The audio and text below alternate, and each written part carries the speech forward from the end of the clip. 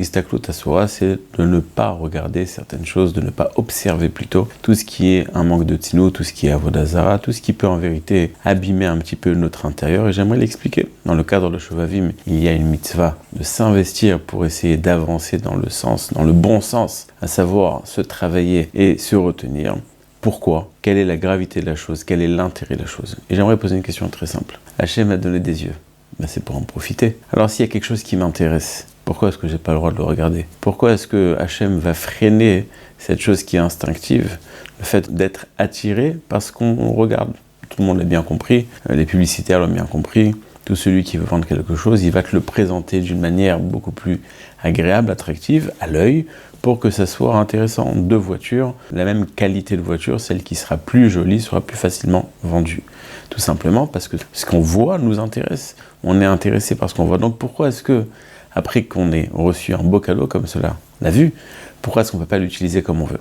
Réponse, en vérité, c'est ce qu'on a dit dans la question. C'est quelque chose que tu as reçu d'Hachem. Et donc c'est ton patron qui t'a donné quelque chose pour l'utiliser. Et alors, il t'a limité son utilisation. Tu as le droit à une voiture, ok, mais tu peux pas aller avec en vacances. Tu peux pas faire ce que tu as envie avec. Hachem, pareil, il te dit, c'est moi le propriétaire, c'est moi le patron. Et donc, je décide ce que tu vas faire avec ces yeux que je te donnais. Évidemment, ça nous explique simplement pourquoi est-ce qu'il a le droit de le faire. Mais pourquoi est-ce qu'il le fait vraiment? Alors, je pense que la réponse la plus simple, la plus légère, la plus facile à comprendre, c'est que Hachem nous aime beaucoup. Et il sait pertinemment que quand on va ouvrir les yeux, quand on va regarder ce qui se passe chez les autres, alors on va mal vivre la chose. On va tout de suite comparer entre ce que nous on a et ce que les autres ont. Et donc on sera toujours malheureux avec ce qu'on a.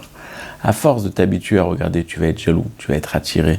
Tu vas voir que ce qui se passe chez les autres est plus intéressant. Et donc ton regard qui va être attiré vers l'extérieur ne sera plus jamais attiré de l'intérieur. Et donc tu as tout à perdre. Donc qu'est-ce qu'on te dit? Pourquoi est-ce que tu regardes ce qui se passe chez les autres? Pourquoi est-ce que tu es attiré par ce qui se passe chez les autres? On regarde tout simplement ce qui se passe chez toi, et comme tu ne feras pas de comparaison, tu seras heureux. Une personne qui vit en retrait de société, par exemple, on pourrait l'imaginer comme quelqu'un de malheureux, mais d'un certain côté, c'est l'homme le plus heureux de la Terre, puisqu'il n'est pas en train de se mesurer aux autres, il n'est pas tout le temps en compétition avec les autres, il vit sa vie telle qu'il est, tel qu'il a envie de l'être, et donc il n'est pas en comparaison. Ça rajoute dans son bonheur, ne pas regarder ce qui se passe chez les autres. Troisième chose, pourquoi est-ce que c'est tellement important de savoir gérer et de savoir surmonter son instinct? Comme on l'a déjà expliqué, dans le cadre des Shovavim, la mission la plus importante, c'est d'être au-dessus de ses instincts, de ne pas suivre son instinct naturel, mais de se créer une nouvelle personne à travers l'effort qu'on va fournir pour surmonter un instinct qui est naturel. C'est du coaching, c'est du sport, c'est ça qui va nous faire avancer, le fait qu'on arrive à surmonter son instinct. Quatrième chose, quelqu'un qui s'habitue à regarder ce qui n'est pas à lui. Alors il peut se dire, qu'est-ce que j'ai fait? Je n'ai pas touché, j'ai pas pris, j'ai rien fait, j'ai simplement observé, c'est vrai. Mais tu t'habitues à prendre quelque chose qui ne t'appartient pas. Alors c'est vrai que physiquement, tu ne l'as pas pris.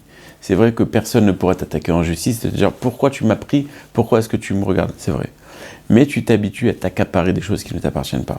Et donc en vérité, le problème avec ça, c'est pas seulement le fait que tu as regardé maintenant, c'est que ce qui t'intéresse, c'est la seule chose qui t'intéresse, c'est toi-même.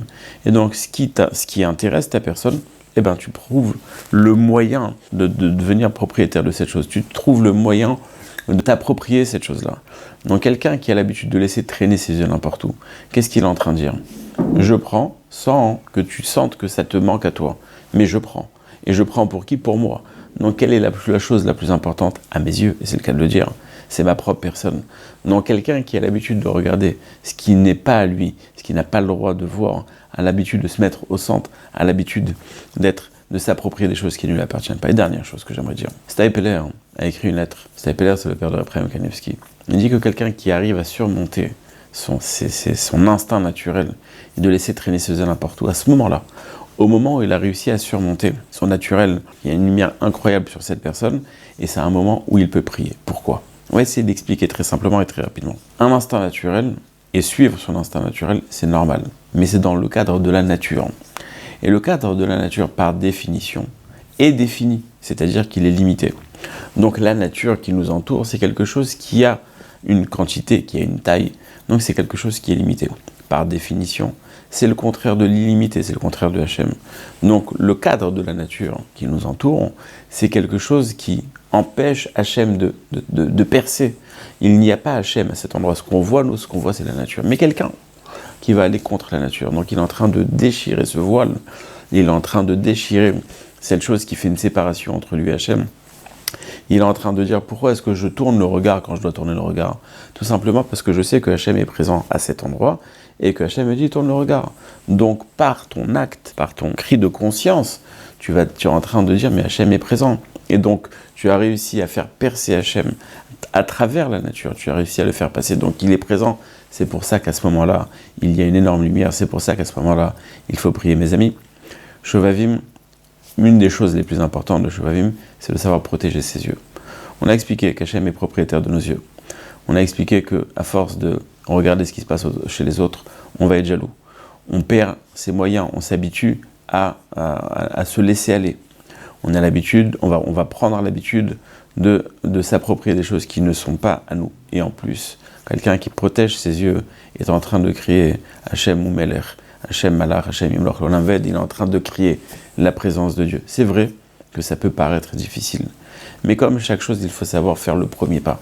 Peut-être pas 24 heures, peut-être pas toute la vie, mais 5 minutes. À chaque fois qu'on retourne le regard, nous dit le Stapeler, prie à ce moment-là. Peut-être que la chose la plus facile, c'est de retourner le regard la première fois, et à ce moment-là de prier pour la seconde fois. Et en passant d'une mitzvah vers une autre, Hachem nous ouvrira toutes les portes. Amen, ve Amen.